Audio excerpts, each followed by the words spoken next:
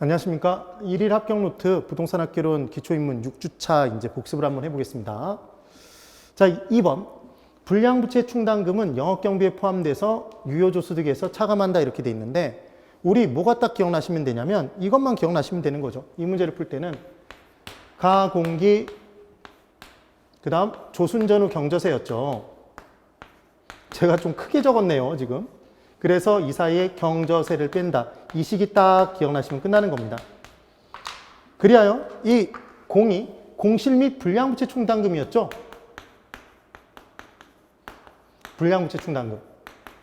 그러니까 지금 당연히 유효조소득 부분에서는 계산을 할 때 이미 공실 충당금 빼고 기타 소득 더했잖아요.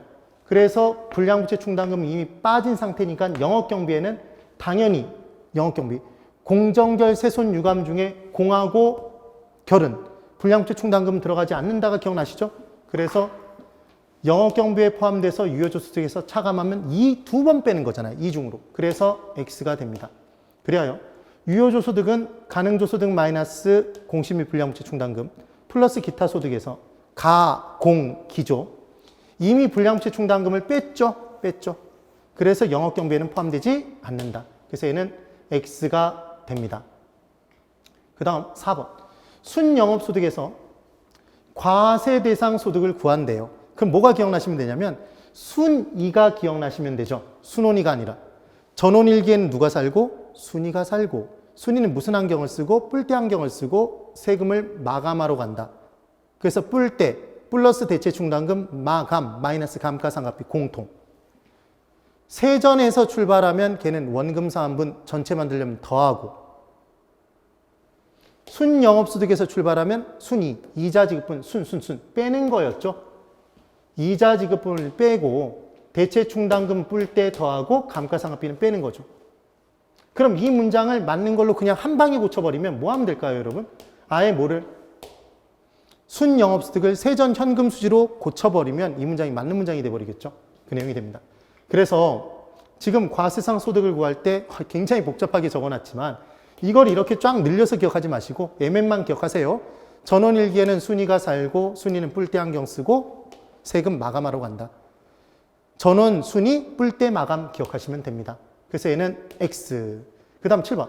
할인연금 수지분석법에서 내부수익률법만 계산 시에는 요구수익률이 필요하지 않다.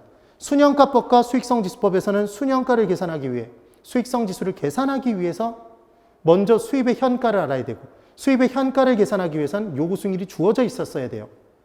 그런데 내부수익률법에서는 내부수익률 계산 시에는 기대수익률 계산 시에는 투자액과 기대수익만 알면 구할 수 있었죠.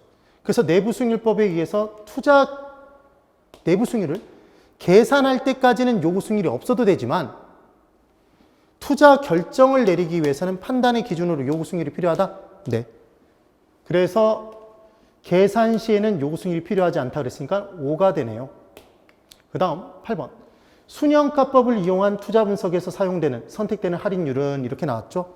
그러면 지금 이 부분이 뭐라는 걸 요구수익률이라는 걸 아시면 문제를 푸는 거죠. 순영가법에서는 요구수익률을 할인한다고 그랬잖아요. 그럼 요구수익률은 투자자의 주관적인 수익률이었죠. 그래서 투자자별로 달라졌었어요.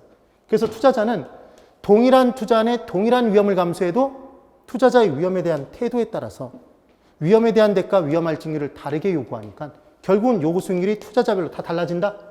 그래서 요구수익률은 투자 주체에 따라 달라진다가 5가 되죠.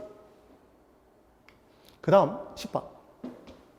A 투자안의 수입의 현가와 지출의 현가가 같다면 반드시 순현가는 0과 같고 자 여러분 수입의 현가와 지출의 현가가 같다면 미래 수입을 요구수익률 할인해서 나온 수입의 현가와 지출의 현가가 같으면 지출의 현가에서 이자가 붙어서 미래 수입이 됐는데 그때 이자를 깠더니 원래 지출의 현가가 똑같아지면 붙은 이자대로 똑같이 깐 거잖아요. 그게 내부에 존재하는 수익률인 거죠. 그래서 수입의 현가와 지출의 현가를 같게 만들어준 할인율이 내부 수익률이다. 그럼 같으면 뺀 거는 뭐와 같고 0과 같고 나눈 건 뭐와 같다? 1과 같다. 같다가 기억나시면 돼요. 그래서 내부 수익률은 요구 수익률과 같아지더라. 그래서 수입의 현가와 지출의 현가가 같아지면 뺀 값인 순현가는 0과 같아지고 나눈 값인 수익성 지수. 나눈 거 어떻게 하셨어요? 지수 분수네요. 이거 뺀 거 어떻게 하셨어요? 순 빼기죠? 0기준, 1기준. 바꿔서 문제 냅니다. 내부 승률과 요구 승률이 같아진다. 그래서 같다, 크다, 작다를 기억해 두시면 됩니다. 그리하여 동일한 투자 안에 하나의 투자를 넣고 채택 기각 여부를 판정할 때 순영가법, 수익성지수법, 내부승률법은 같은 결과가 나올 수밖에 없죠. 근데 여러 개 중에 하나를 고를 때는 그 결과가 달라질 수도 있더라. 그래서 얘는 5가 됩니다. 되시겠죠? 실제로 공부를 열심히 정확하게만 해두시면 문제가 그렇게 어렵지 않게 풀리실 수 있습니다. 중요한 부분들이기 때문에 꼭 정확하게 기억해 두세요. 네, 오늘 여기까지입니다. 힘내십시오.